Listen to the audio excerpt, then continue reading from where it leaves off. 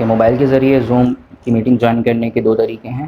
पहला तरीका तो मीटिंग आईडी और पासवर्ड के ज़रिए से है, और दूसरा तरीका लिंक के ज़रिए से मीटिंग को ज्वाइन करने का है। फॉर एग्ज़ाम्पल, आपके टीचर ने कोई लिंक आपको प्रोवाइड किया है कि उस लिंक के ज़रिए से आप देखें, जैसे मिसाल के तौर पर व्हाट्सएप पर जाकर आप चेक करें कि आपके पास आपके टीचर ने एक लिंक आपको प्रोवाइड किया था। ये लिंक इस तरह से आपके पास आ रहा होगा।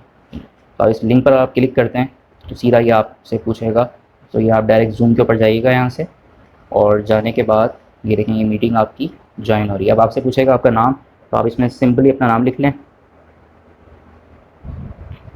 और इसको एंटर कर दें। तो इसमें फ़ायदा ये है कि लिंक के ज़रिए से ज्वाइन करने का कि इसमें आपको पासवर्ड डालने की ज़रूरत नहीं पड़ती, और बाकी मीटिंग आईडी के ज़रिए से करेंगे तो उसमें आपको पासवर्ड डालने की भी ज़रूरत पड़ेगी।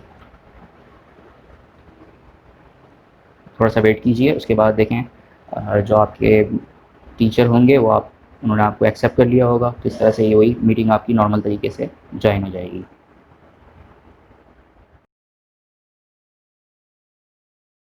ज़ूम की एप्लीकेशन मोबाइल पर डाउनलोड करने के बाद आपने ज़ूम के ऊपर जाना है।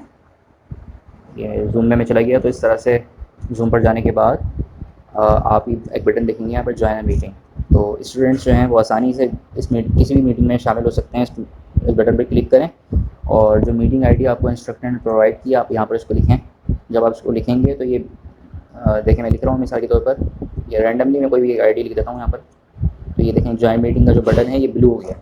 अब मैं इस पर क्लिक करूँगा तो उसके बाद फिर ये मुझसे ऑप्शन मांगेगा पासवर्ड का, तो मैं पासवर्ड डालूँगा।